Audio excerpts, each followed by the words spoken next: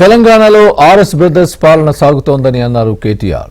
కాంగ్రెస్ 6 గ్యారంటీల్లో ఒక్కటి కూడా అమలు కాలేదని విమర్శించారు. కాంగ్రెస్ బీజేపీ చేస్తున్న అక్రమాలు అరాచకాలను బయట పెడతామని చెప్పారు. తప్పులు వాళ్ళు చేస్తున్న అరాచకాలు, వాళ్ళు చేస్తున్న అవినీతి కార్యక్రమాలు తప్పకుండా బయట పెడుతూనే ఉంటాం. పోయిండు, ఢిల్లీకి పోయిండు. 28 సార్లు ఎక్కే విమానం, దిగే విమానం, ఫ్లైట్ ఖర్చులు బొక్క తప్ప వచ్చింది ఏమీ లేదు.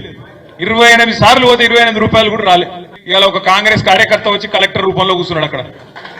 ఇక ఆయన మన నాయకులను సీదా మాట్లాడుతున్నాడు కలెక్టర్. ఏమని, మీరు పార్టీ మారండి అని కలెక్టర్ చెప్తున్నాడు. ఒక అంత గొప్పడున్నాడు ఇక్కడ కలెక్టర్. ఇటువంటి సన్నాసులను ఇవాళ తీసుకొచ్చి కక్షపూరితంగా రాజకీయం చేసే ప్రయత్నం చేస్తా ఉన్నారు. ఏం పర్వాలేదు, ఏం ఫరకూడదు. టీఆర్ఎస్ ఎంట్రుక కూడా ఎవడు పీకలేడు అనే మాట కూడా రేవంత్ రెడ్డి కాదు, వాని తాత వాని జేజమ్మ దిగొచ్చినా కూడా రాజన్న సిరిసిల్ల జిల్లాలో మీ ఎంట్రిక కూడా ఎవడు పీకలేడు. దానికి బాధ్యత నాది.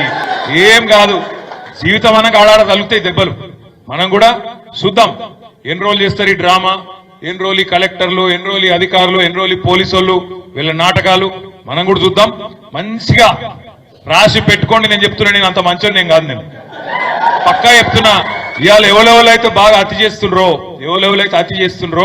ఎవరెవరైతే కాంగ్రెస్ కార్యకర్తల్లాగా ఓవర్ యాక్షన్ చేస్తుండ్రో వాళ్ళకి నేను చెప్తున్నా, దీనికి వడ్డీతో సహా ఇచ్చే బాధ్యత నాది. మనసు నిండా ఇవాళ ఒకటే ఒకటి ఉన్నది, ఎప్పుడు ఎలక్షన్ వస్తుందా, ఎప్పుడు వాత పెడదామా ఈ కాంగ్రెస్ వాళ్ళకనే కోపం ప్రజల్లో బలంగా